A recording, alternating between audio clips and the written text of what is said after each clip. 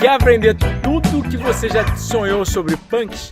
Plantas alimentícias não convencionais. Plantas alimentícias não convencionais. Plantas alimentícias não convencionais? E como fazer isso em casa, barato, prático, fácil e sem ter trabalho, você não vai ter que regar, não vai ter que tomar muito cuidado dessas plantas. São plantas totalmente rústicas, né, com um potencial alimentício e medicinal enorme, que a gente chama de nutracêutica, e elas ainda conseguem ser facilmente cultivadas em solos vivos, então elas vão ter uma grande quantidade de micro-organismos ali que vão alimentar a nossa biota intestinal e melhorar todos os padrões da nossa saúde. Fica aí que esse vídeo vai ser demais. Se você não está inscrito no canal, comece se inscrevendo e apertando o sininho para receber nossas atualizações. Além disso, comenta, compartilha e senta o dedo nesse like se você gostou do vídeo, que é a sua forma gratuita de ajudar, já que você foi ajudado. Se você gostou, né? Então, estou aqui hoje com Juliano. Na verdade, ele é um seguidor, né? E acho que foi bastante influenciado pelo que ele estava falando. A gente já tinha se contactado algumas vezes e ele veio aqui me ensinar mais sobre plantio e punks, falar um pouco sobre o trabalho dele e os benefícios dessa prática não convencional. Show de bola, cara. Então é isso aí. Fui muito impactado pelo seu trabalho. Foi uma coisa que mudou minha vida, realmente. Acho que eu comecei a acompanhar seu trabalho há uns 5, 6 anos atrás, né? E no início eu vi tudo que você falava, eu pensava assim, pô, acho que isso não é pra mim, não é o momento ainda, né? Mas conforme eu fui estudando cada vez mais as punk, fui vendo o que você falava, e fui aplicando esse conhecimento na minha vida, isso mudou totalmente a minha percepção sobre qual é o nosso papel enquanto ser humano na face da Terra, né? De preservar a biodiversidade, de restaurar os ambientes que já estão degradados pela ação humana, pela ação antrópica, né? E na minha percepção, se todo animal tem uma função da natureza, a nossa função enquanto seres humanos é de planejar a restauração da natureza, de melhorar os padrões, sempre dinamizar os processos e de produzir alimento de uma forma sustentável e saudável. E é isso que a gente vai fazer aqui hoje, produzir alimento de uma forma sem utilizar insumos, de uma forma não insumista, utilizando os adubos aqui do próprio quintal dele, né, e com plantas super rústicas e plantas que são perenes, que vão dar uma produtividade praticamente eterna. Ele vai ter comida para sempre aqui, vai produzir para sempre essas plantas aqui, né? Basta ele ter um mínimo cuidado ali, de estar sempre retornando matéria orgânica e tomar conta das plantas. Então essa é a ideia do trabalho, a ideia é libertar as pessoas do imperialismo agroalimentar, diversificar a alimentação delas, e é isso também que eu ensino no curso online. Legal, ele tem um trabalho, vou botar aqui os links pro trabalho dele, né? Para vocês ficarem ligados, ele tem curso online, está querendo desenvolver um livro sobre punks. Fica ligado que vai ter muita coisa boa vindo por aí. E eu concordo exatamente com ele. Nosso papel é de simbionte e não de patobionte. Ou seja, não é para a gente destruir o planeta e sim para ajudar o planeta, já que a vida é contínua. Você foi feito para gerar outros você, ou seja, outros seres humanos, outras cópias. Então, se é assim, se a vida é contínua, a gente não pode pensar em nada que não seja sustentável. Tudo tem que ser sustentável, senão a vida morre. Eu estava vendo aquele documentário do David Attenborough no Netflix ontem, sobre... Só que eles não falam várias das principais causas e soluções, né? Mas ainda assim é um bom para refletir. Vamos aprender. Tá certo. Então, eu vou soltar aqui ele já tem algumas frutíferas plantadas, né? Então eu vou melhorar essa linha dele aqui, a gente vai fazer uma linha de agrofloresta aqui. A gente vai utilizar as frutíferas aqui de 3 em 3 metros, como ele já fez, né? Só que a gente vai plantar um pouco mais adensadamente aqui, vai colocar um pouco mais de plantio adensado aqui, uma diversidade maior de plantas. Aqui ele vai ter que precisar de um retorno de matéria orgânica maior, né? O solo aqui é bastante degradado, é um solo, né, que dá pra ver que ele não tem praticamente fertilidade nenhuma, sem vida, né? Um solo que está morto. Então a gente vai trazer atividade para esse solo microbiótica através da matéria orgânica. O que a gente tem que fazer aqui é alimentar o rebanho do solo, criar o rebanho do solo. Como é que a gente cria o rebanho do solo? Trazendo comida para ele, trazendo alimento. Então a gente vai fazer algumas podas aqui no quintal dele, vai pegar o capim aqui, pegar matéria orgânica, fazer a linha aqui de agrofloresta, colocar as punks aqui no meio. Então a gente vai fazer uma linha de agrofloresta com as punks aqui. Então acompanha o vídeo aí que vai ficar bem legal. E conta pra gente, o que a gente tem aqui de planta, né? Aqui a gente tem o jaracatiá, que é uma frutífera ameaçada de extinção da Mata Atlântica. Essa planta aqui ela é conhecida como a tâmara brasileira. Ela está ameaçada de extinção porque do caule dela se faz um doce. Cortaram muito o caule dela para poder fazer esse doce dela e não replantaram a planta, né? Então ela é ameaçada de extinção hoje em dia. Só que os frutos dela também são muito ricos. Os frutos dela desidratados são mais doces do que tâmara, né? A gente encontra tâmara em qualquer empório, em qualquer lugar a gente encontra tâmara desidratada, mas não encontra o jaracatiá, que é uma frutífera nativa do nosso bioma, né? Então a ideia é preservar, divulgar a existência dessas plantas e que no futuro a gente tenha jaracatiá desidratado em todos os nossos empórios e preservando nossa biodiversidade. Ela é uma planta também chave na natureza, né, que permeia a nossa história. A carta de Pedro Vaz Caminha já falava sobre o jaracatiá, sobre uma mão de veado que existiam nas matas da Bahia, que hoje em dia praticamente não existem mais, né? Então a ideia é trazer de volta essa biodiversidade, recuperar ela, divulgar, né? Se a gente não conhece, a gente não preserva; se a gente não preserva, a gente não conhece. Então eu trouxe jaracatiá aqui para poder colocar no sítio aqui do Eduardo. Ela é uma planta pioneira também de restauração. Então ela vai criar o sistema radicular muito rápido no solo, ela cresce muito rápido também. Isso ajuda a trazer micro-organismo para o solo, adubar a microbiota do solo e melhorar a qualidade dele, descompactar também, né? Aqui a gente também tem a pitomba, que aí já é uma planta secundária, já não é uma planta pioneira, mas é uma planta muito resistente, né? Então ela vai se adequar bem a esse ambiente aqui, que é um solo bastante degradado. Uma frutinha amarela, bem doce, né? Pequenininha. Isso, né? Ela tem um sabor assim incrível, meio ácido assim, mas é docinha também. Ela bem madura, é maravilhosa, ela é muito, muito gostosa mesmo. Ela é como se fosse a lixia brasileira, né? Só que ela é muito mais adaptada ao nosso clima, então ela vai crescer muito melhor. A lixia frutifica de 2 em 2 anos, às vezes nem isso, né? Então a pitomba ela é muito mais adaptada porque ela é uma planta nativa. Então eu trouxe essas 2 pitombas aqui, 2 jaracatiás, trouxe também beldroé, Pronobis, diversas espécies de Pronobis, né? E algumas plantas adubadeiras que a gente vai colocar aqui no sistema para poder começar a mobilizar melhor toda essa questão aqui de fazer o sistema funcionar. Estamos comendo cafeirana. Que delícia, cara. Frutinha vermelha. Ó, pessoal, ó, delícia. semente grande. Muito bom. Fazer as mudinhas dela depois lá em casa. Ela dá uma ondinha tipo café assim, né? Tem tipo uma cafeína natural, né? Que é muito mais saudável. Dá uma disposição. É maravilhosa.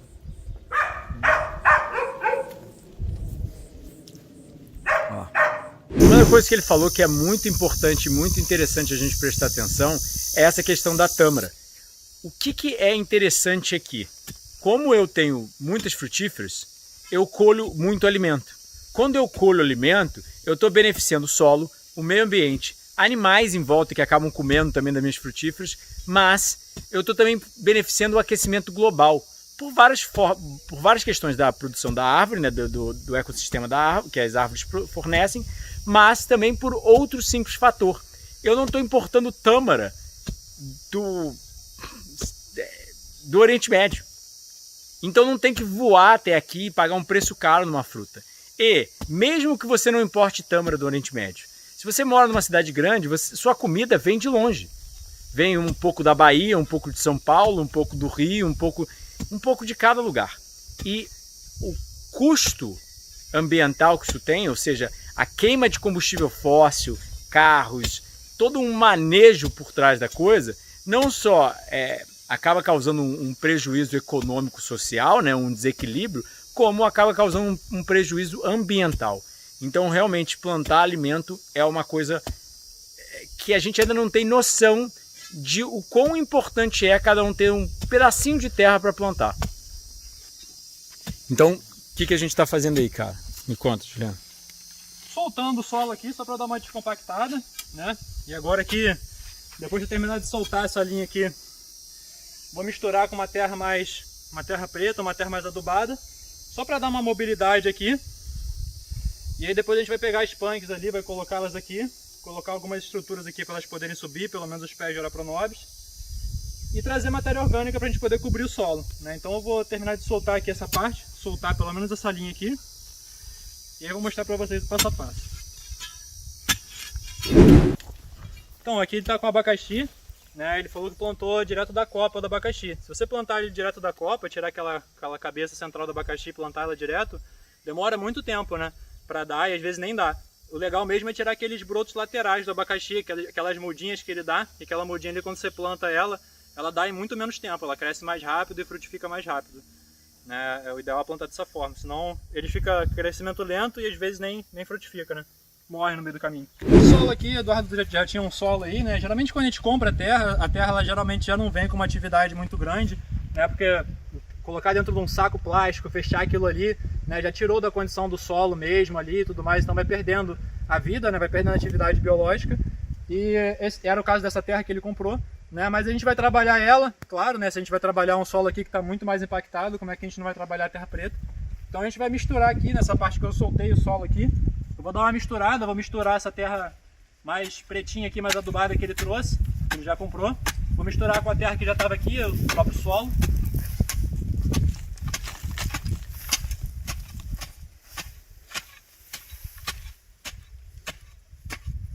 Vou começar aqui a fazer o plantio aqui nesse pedacinho, essa linhazinha que eu fiz aqui. Que o Eduardo já tinha essa planta aqui que a gente não identificou ainda. Pode ser que ela seja Cássia fístula, mas ainda vou tirar umas fotos aqui para identificá-la melhor, para ter certeza.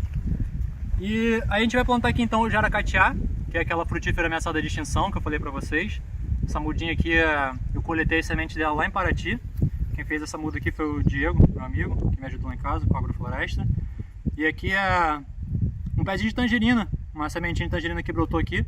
Não tem problema, eu não vou tirar a tangerina daqui, né? O jaracatiá é uma planta emergente, ela vai crescer, né? E vai criar a tangerina, que vai demorar muito mais tempo para crescer e frutificar, né? Então essa planta aqui ela vai ocupar o extrato emergente, ela vai ocupar o extrato superior, e a tangerina vai crescer devagarinho, ocupando o extrato baixo, né? Então essa aqui é uma breve explicação da agrofloresta, né? A gente explora a sucessão, né? Ou seja, cada planta que vai ficar ali naquele ambiente no passar do tempo, e a estratificação, que são os estratos diferentes que a gente tem na agrofloresta, né? Cada estrato fica uma planta.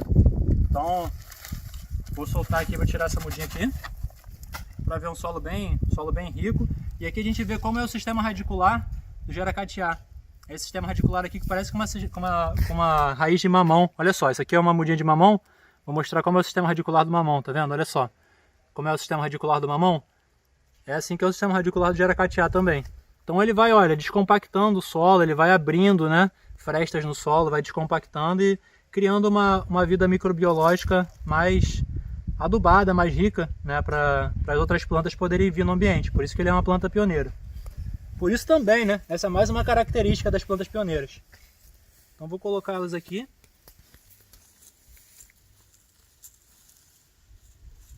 Do produtor, onde eles estão fazendo agora o mercado do produtor, tem uma árvore de pitomba lá. Acho que é a única árvore de pitomba que tem em Maricá, pelo menos eu nunca vi mais nenhuma lá. Eu coletei os frutos dela e aqui mostrando como é o sistema radicular dela, que já é totalmente diferente do sistema radicular do jaracatiá, né?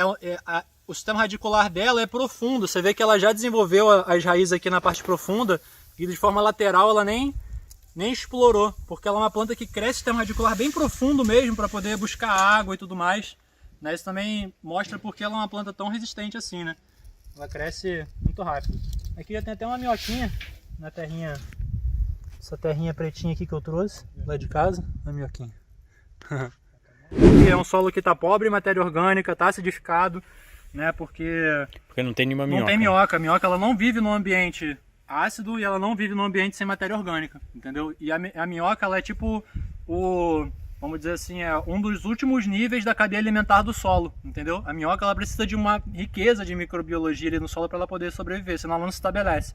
Então se demonstra que o solo já está degradado. Quando eu olhei o solo eu já sabia que ele estava degradado, só de olhar, né? Porque eu já tenho um pouco de experiência, só de ver que não tem cobertura no solo e tal, tudo mais. Mas teria que como reviver ele, né? Se fizer uma tem como reviver. O solo ele é uma fonte infinita de produção de alimento e de vida pra gente, né? Ele tá rico, ele tá cheio de nutrientes, só que o nutriente não está disponível. Quem disponibiliza o nutriente é a matéria orgânica, que vai alimentar os micro-organismos, e os micro-organismos vão disponibilizar os nutrientes, vão colocar a carga no nutriente. Entendi. Entendeu? A gente só vai plantar as outras duas e depois as punk, Eu tava falando que eu quero replantar umas figueiras que tem aqui em casa, né? Porque eu amo figo, vocês sabem disso. E aí ele tava falando que realmente não é bom replantar em qualquer dia como hoje. Hoje está no verão, esse solo não é muito bom, né? Então ele falou que seria melhor uma terra preta, né? Mas não essa que eu comprei. E replantar o galho do figo em uma época boa, com chuva, né? Porque a figueira se planta direto do galho. Isso é uma coisa muito interessante, que ela faz a autólise, a autofagia, né? Ela consegue, mesmo sem suas raízes, né, comer-se internamente, comer o galho e começar a criar uma nova raiz. Isso é muito interessante e é o mesmo processo que ocorre nos seres vivos. Mas, né, de autofagia, ou seja, que se come internamente para se manter vivo e se regenerar. ele estava falando que o solo, realmente, você não tem como reconstruir ele por processos físicos, né? Justamente. São processos biológicos, bioquímicos, microbiológicos, justamente. né? Ou seja, eu fiz a brincadeira. É a mesma coisa da nutrição que acontece com as pessoas que querem comprar saúde. Ou seja, eu não estou tomando sol, então eu vou tomar um suplemento de vitamina D porque vai suprir. Aí, eu não estou ingerindo magnésio, não estou comendo frutos e vegetais, não tenho magnésio, não tenho potássio, não tenho...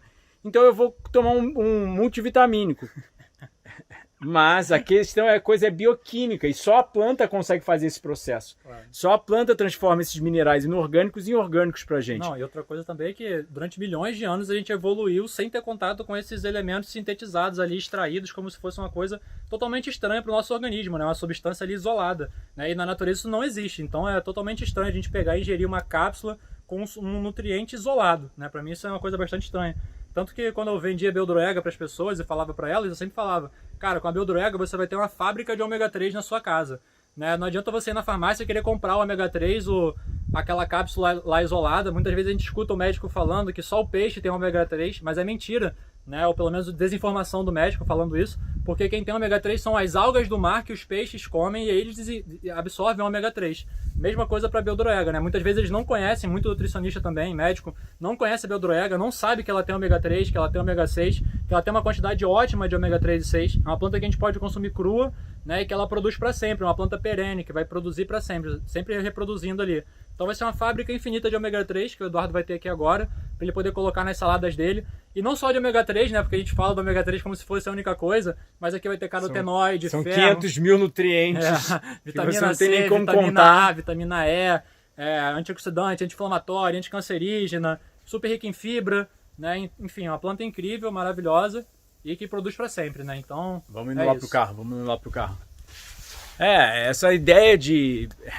É muito engraçado, as pessoas tentam ensinar nutrição falando de nutrientes individuais, mas se você for analisar, tem muito nutriente ainda desconhecido, e sei lá, 500 mil nutrientes, você não consegue falar de nutrientes individualizados, você não consegue falar de proteína, ou de carboidrato, ou de lipídios, ou de vitamina C, vitamina A. São milhares de nutrientes interagindo entre si, interagindo entre o seu organismo, né? Então é muito mais holístico e a combinação deles, o que a nutrição está mostrando você combina um alimento com outro na mesma refeição, ele já tem um efeito sinergístico muito diferente. Vou plantar aqui essas duas aqui, né? Vamos plantar a Beldroega, que eu já acabei de falar para vocês todas as propriedades dela. Ela vai ajudar a cobrir o solo aqui. A cobertura dela no solo também vai ajudar a impedir a compactação, né, através da chuva e tudo mais, então ela vai fazer uma cobertura viva aqui. E essa daqui é a Pifáfia coleata, que é o ginseng brasileiro, conhecido como ginseng brasileiro. Essa planta ela é um anabolizante vegetal, né, os russos utilizaram ela nas Olimpíadas para explorar o anabolizante vegetal dela, e ela foi conhecida também como segredo russo por causa disso, né?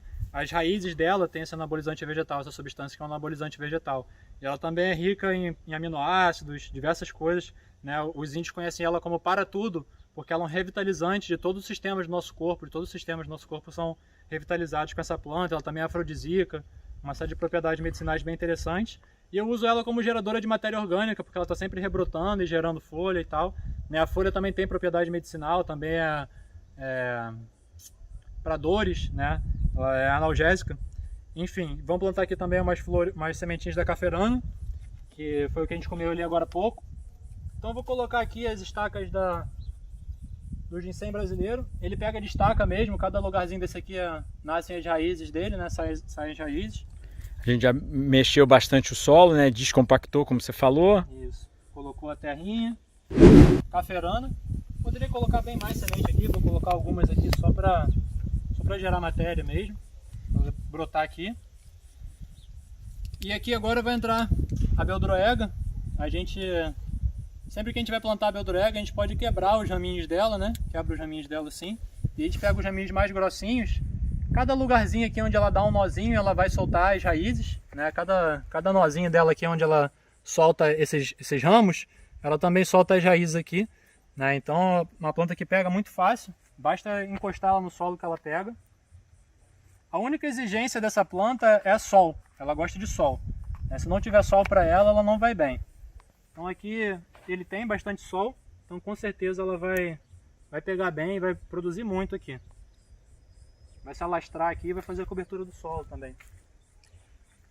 Isso vai ajudar a impedir raio solar de bater, a compactação da chuva, né? Quando eu faço sistema agroflorestal lá em casa, eu insiro a beldroega para cobrir o solo e melhorar também a retenção de matéria orgânica no solo, porque ela ajuda, através do sistema radicular, a segurar matéria orgânica no solo. Vamos lá, sistema radicular seria o sistema de raízes dela. Isso, Traduzindo para a galera que eu... O sistema de raízes dela é um sistema bem parecido com o sistema de raízes do jaracatiá. É um sistema radicular assim, que parece um monte de fio de cabelo, assim, ele é bem suave, né? Então aquele emaranhado de raízes segura a matéria orgânica, impede que a matéria orgânica seja lixiviada. Quando chove, a chuva, a água não consegue lixiviar a matéria orgânica, ela fica retida no meio daquele sistema radicular ali de um monte de fios. Isso mantém a nutrição da planta. Isso mantém a nutrição da planta por mais tempo, né? Ela é uma ótima planta companheira, que a gente chama, né? Tem plantas que são companheiras e tem plantas que são antagônicas. Podem soltar tóxicos, né, e compostos ali que vão dificultar o desenvolvimento das outras plantas. A beldroega é exatamente o contrário. Ela ajuda todo mundo que está passando uma Peresca Bleu aqui para o Eduardo. Né? Essa planta aqui é uma das Oropronobis que eu mais gosto de consumir. Ela é uma das Oropronobis mais frágeis que tem, né? Ela é bem fraquinha assim, ela morre fácil, né? Ela tem muita água, então ela não consegue, ela é muito resistente. Então eu vou abrir aqui, cortei aqui em 45 graus, né, o corte dela, e eu vou colocar ela aqui na terra, só encostar ela aqui no solo e afofar aqui em volta, né? Dar uma pressionada para ela poder sentir que ela está conectada no solo. E é isso. E você tirou as folhas dela para auxiliar a resistência, né? Isso, tira as folhas dela para diminuir a transpiração dela, senão ela fica perdendo água. Quanto mais água ela perder, mais fácil ela morre, né? Então, quando você diminui a quantidade de folhas dela, você diminui a transpiração e ela tem mais tempo e mais energia para gastar com o seu enraizamento, né? Porque ela vai perder menos através da transpiração e tudo mais. Então, aqui eu vou colocar a Oropronobis Goldsefiana para o Eduardo, plantar ela aqui, depois a gente vai arrumar algum lugar aqui para ela poder subir, alguma estaquinha aqui. Qualquer coisa ela vai subir aqui nesse pé de jaracatiá, enquanto eu não tiver lugar para ela subir. Encostar ela aqui no solo, ela pega muito fácil, é uma planta que é uma cactácea, né? Então ela é muito resistente. Eu vou diminuir um pouco a quantidade de folhas dela também, para ela não perder tanta umidade assim pro ar, né? Não transpirar tanto. É bom que ele já bota na salada hoje. Já vai poder comer na salada. E aí ela depois também vai poder subir nessa plantinha aqui, né? O Eduardo até pensou em cortar essa planta aqui, mas ela também pode servir aqui como um apoio e vai estar retornando matéria orgânica, né? Sempre gerando matéria orgânica para a gente poder cobrir o solo. Então isso aí depois a gente vai explicar melhor. Vou plantar essa outra raminha aqui de Oropronobis Goldsefiana na outra extremidade do canteirinho. E é isso. A Oropronobis é rica em carotenoide, que é o que dá essa coloração dela avermelhada aqui, meio laranja assim, né? E ela chega a ter 35% de proteína vegetal e de uma fácil absorção, de uma fácil digestão e assimilação, né? Você chega a absorver até 85% dessa proteína vegetal dessa planta, né? Se comparar com a carne chega a ter 23%, 24%, dependendo do tipo de carne, mas você só absorve 15% do percentual de proteína que tem na carne. É muito baixo o fator de absorção da carne comparado ao fator de absorção da Oropronobis, né? Então, se você tem essa ficção de acreditar, né, que a gente precisa de uma grande quantidade de proteína e tal, tudo mais, a Oropronobis já é um grande aliado, né, na questão da produção de proteína e da fácil disponibilidade que ela tem da gente poder assimilar essas proteínas dela. Estou para fazer um vídeo sobre proteína e alto valor biológico, né? Mas a coisa bem básica. Os primeiros cientistas em relação à proteína, como James Hegstead, que foi um nutricionista de Harvard, assim como William Rose, foram as primeiras pessoas a fazerem testes em necessidades proteicas humanas, mostraram que as necessidades proteicas humanas eram muito menores do que estabelecidas na atualidade. Mas eles sempre botam margens de segurança, então eles dobram a necessidade mínima descoberta em laboratório para qualquer problema. E eles ainda botam uma outra, aumentam ainda um pouco mais a necessidade. Então realmente essa ideia de precisar de tanta proteína não é verdade, porque não só tem os dados laboratoriais, né, os ensaios clínicos, como são chamados, né, que pré-clínicos seriam em animais, clínicos seriam em seres humanos, mas também tem os dados epidemiológicos, ou seja, civilizações primitivas como os Papua Highlander, os Okinawas, entre outras civilizações, que vivem com quantidades metade da proteína recomendada pela OMS em média para um homem de 70 quilos e vivem saudáveis, fortes, musculosos, conseguindo sobreviver na natureza ou em civilizações mais primitivas como os Okinawas e uma ilha no Japão, sem problemas e sendo longevos e saudáveis. E a gente tava dando risada aqui comentando, né? Porque veio gente perguntar esses dias no canal: ah, não, mas como que você sabe? Cadê os estudos para mostrar que essa frutose toda que você consome não faz mal? O doutor não sei quem, não sei quem, não sei quem, falou nomes famosos aqui no YouTube, no Instagram. Discordam, óbvio, são nomes paleolíticos, né? Que estão aí no meio. Só que eis a grande questão: não é o que o doutor fala, não é o que a pessoa fala. A gente aqui não lida com ideologia, a gente lida com ciência. Para você falar algo, você tem que apresentar artigos médicos científicos. E todos os vídeos de consultório aqui no canal, que eu estou falando sobre ciência, eu boto a pesquisa médica científica. Se você quiser discordar, você vai entrar em contato com um jornal, um periódico, como a gente chama, ou seja, um jornal médico-científico de alto fator de impacto, geralmente porque eu não vou botar nada que não seja extremamente confiável, que a gente chama também de peer-reviewed, né? Revisado por pares, ou seja, que outros cientistas que entendam do assunto revisaram o artigo que esse cientista está querendo publicar, ou esse grupo de cientistas. Então é tudo evidenciado, não é o que eu falo. Me mostra algum artigo mostrando que frutose da fruta causa problemas. Por favor, eu quero que alguém publique aqui alguma coisa evidenciada num jornal de alto fator de impacto que fruta integral causa problema. Juro que eu quero. Entende? Então não é o que esses médicos paleios falam, né? Porque eles são paleios, gostam de comer carne, gostam de ter um bias, né? Ou seja, uma tendência a falar o que eles querem falar, mas obviamente a gente tem que ter evidência médica científica para alegar qualquer coisa, e a única evidência médica científica de reversão de todo tipo de doença crônica, né, a nível mediano, ou seja, que não esteja extremamente avançado, quase morrendo, é literalmente com dieta plant-based.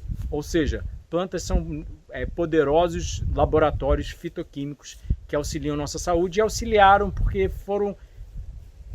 coevoluíram com os seres humanos ao longo de milhões de anos. Então não é tão simples assim: ah, eu falo e estou vivo, mas eu sou levemente barrigudo, mas continuo falando. Não. Óbvio que a sua pessoa demonstra muito do que você faz, demonstra muito do que você fala, porque você pode falar, mas se você não aparenta saudável, seres humanos vivem em média, mesmo se você se mata, você vive em uma média de 60 anos. E se você não se matar e viver da forma ideal, como a gente sabe, a própria Bíblia já sugeria 120 anos, a gente sabe que tem civilizações a nível epidemiológico vivendo até 100 a 120 anos, os centenários e os supercentenários, os semi-supercentenários, que são as classificações entre 100 a 120, vivem muito bem e vivem à base de plantas primariamente. Não são veganos, eu concordo, não tem evidência clínica para veganismo a longo prazo, etc, tudo bem. Mas são plant-based, ou seja, 97% veganos. Muito menos paleo do que eles gostariam que fosse. Fala. Não pode ter muita bananeira na mesma soca, senão elas começam cada uma a abrir para um lado, vai cada uma abrindo para o lado procurando o sol, né? Isso, quando ela der o cacho aqui, vai facilitar dela tombar. Então o que acontece aqui, como ficou sem manejo, sem fazer manejo nenhum, ficou muito broto aqui, muita bananeira junta, né? Essa daqui provavelmente é a próxima que vai produzir, e essa daqui também. Então a gente vai reduzir um pouco a quantidade de bananeiras aqui para abrir também claridade, para estimular a rebrotação das novas, né?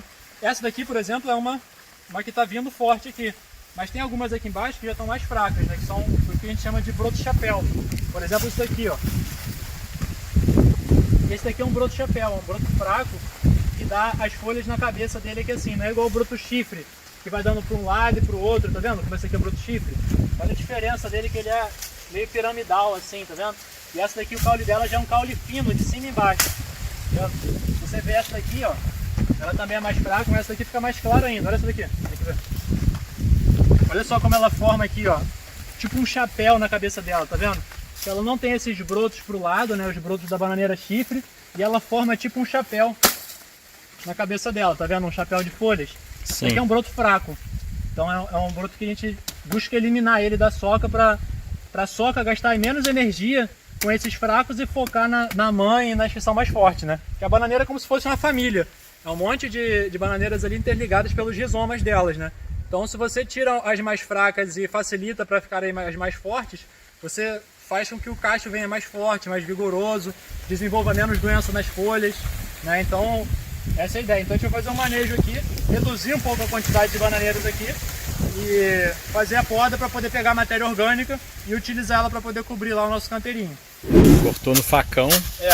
E aí o que acontece? Depois que você corta, fica isso daqui exposto, né? Tem até um vídeo lá explicando melhor no YouTube, no meu canal lá, explicando isso melhor. E a gente não pode deixar isso aqui exposto, senão o moleque da bananeira, que é um besouro, ele coloca aqui a larva dele vem descendo, comendo essa parte aqui da bananeira, chega lá no rizoma dela e começa a comer o rizoma também. Então isso começa a tirar a força da soca da bananeira. O que a gente faz? A gente tem um manejo que a gente faz para poder evitar o moleque da bananeira. Qual é o manejo? A gente corta ela o mais rente possível ao solo e aí a gente vem aqui e faz o copinho da bananeira, que é isso aqui. A gente vem aqui, ó, fura ela e abre esse buraco aqui lá dentro dela. Esse buraco vai acumular água e quando a água acumula aqui, o moleque da bananeira, se ele colocar o ovinho dele aqui, ele vai morrer afogado aqui nessa aguinha que vai ser criada aqui. Então ele não consegue se procriar e entrar lá no rizoma da bananeira.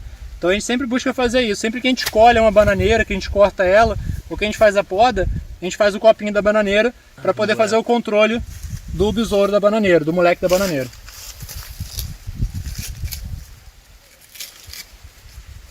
E ela tinha dois buracos, então? É isso? Você cortou uma só e... Não, cortei dois. Cortei dois. Tá?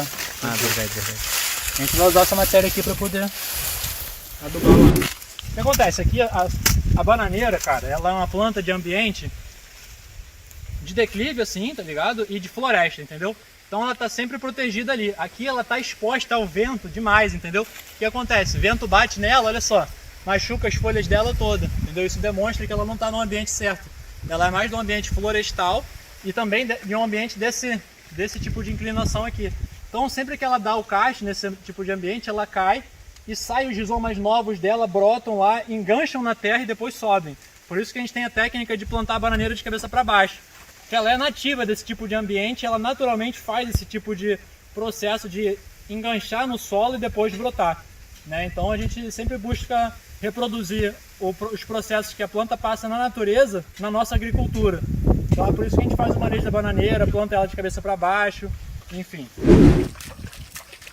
Fala aí o que você está fazendo. Só molhando aqui no primeiro momento para estimular o enraizamento das plantas, né? Porque deixar elas num solo muito seco num primeiro momento não é legal, porque elas precisam enraizar e tudo mais, né? Então elas precisam se adaptar ao ambiente.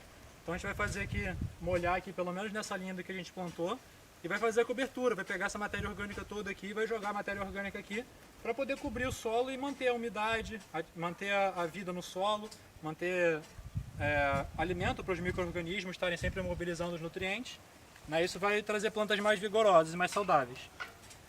Então eu vou terminar de molhar aqui.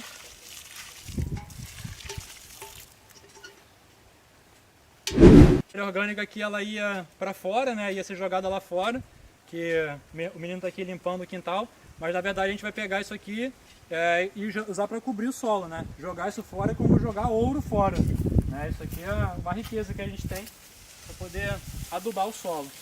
Então a gente vai trazer aqui para poder fazer cobrir a umidade no ambiente, né? E para poder cobrir onde eu plantei a beldroega, que essas plantinhas estão aqui, né? Se a gente fizer uma cobertura muito alta aqui, ela vai ter dificuldade para sair. Então aqui a gente vai fazer uma cobertura mais fina, mais ralinha mesmo, né? Só para poder manter a umidade aqui e impedir o impacto solar. Até mesmo porque depois que a beldroega brotar e começar a sair aqui, ela vai fazer um colchão verde aqui, né? Então os raios solares não vão mais entrar no solo, isso vai manter a vida aqui no solo, vai ajudar a manter a vida no solo. Isso é uma vitamina de banana, água de coco, ora pronobis e amora. Para finalizar a visita e o vídeo. Bom Muito lindo apetite. ver vocês juntos, tá? Feliz por estar aqui junto com vocês. Então o que a gente fez aqui só para finalizar? Jogamos as folhas da bananeira, né? Isso, No solo, ó. fizemos a porta da bananeira, fizemos uma cobertura aí, uma cobertura bem suave aqui no meio, né, para poder deixar a beldurega brotar aqui, e ela mesmo depois vai fazer a cobertura. Essas folhas aqui elas vão cada vez mais desidratar aqui, então vai reduzir a quantidade delas, vai dar espaço para a beldurega brotar e fazer a cobertura aqui. E em volta eu fiz uma cobertura bem mais caprichada com a palha aqui para poder manter a umidade e dar animosidade para o solo. Que a gente tinha capinado. É, uma palha que já estava aqui da capina. Então vamos lá, Juliano. Onde que o pessoal pode te encontrar se eles quiserem conhecer um pouco mais do seu trabalho, um pouco mais sobre agrofloresta, punks, etc. Tem meu canal no YouTube, Jardins Comestíveis Não Convencionais. Tem a minha página no Instagram, juliano.jardins. E tem também o grupo das Punk no Facebook que eu estou administrando. Tem um grupo lá com mais de 2.000 pessoas que eu estou administrando ultimamente. E também tem o meu grupo, que é o grupo Jardins Comestíveis Não Convencionais. Vocês podem entrar lá, vão ver várias publicações, várias receitas com as Punk. Né? Muita coisa aí que foi graças ao Eduardo que me influenciou bastante nessa visão que eu tenho hoje em dia sobre alimentação. Legal, legal. E a gente vai estar gravando mais vídeos em breve, fica ligado. Eu vou estar mostrando para vocês também ao longo do... daqui a um ano como que estão as plantas aqui, né? Como que estão as frutíferas. Quanto tempo leva essas duas frutíferas para começar a produzir? 5 anos geralmente as plantas demoram para começar a produzir essas frutíferas, mas as punk você vai começar a colher elas daqui a um mês e meio, você já vai estar utilizando elas nas suas receitas e daí para frente você vai utilizá-las para sempre. Vão ter receita com punk agora daqui para frente com o Pronobis que estavam tanto pedindo sobre, e ainda vou fazer vídeo sobre os dados nutricionais. Mas começou se inscrevendo no canal e apertando o sininho para receber nossas atualizações. Gostou do vídeo? Comenta, compartilha, senta o dedo no like, segue o Juliano lá no Instagram e no YouTube. Ele também tem curso online ensinando como você fazer seu jardim. Eu aqui no canal, vocês sabem que é mais nutrição, é outra área, mas eu queria trazer ele aqui em casa para mostrar para vocês que é um tema que eu me interesso muito e que eu acho que é um complementa o outro.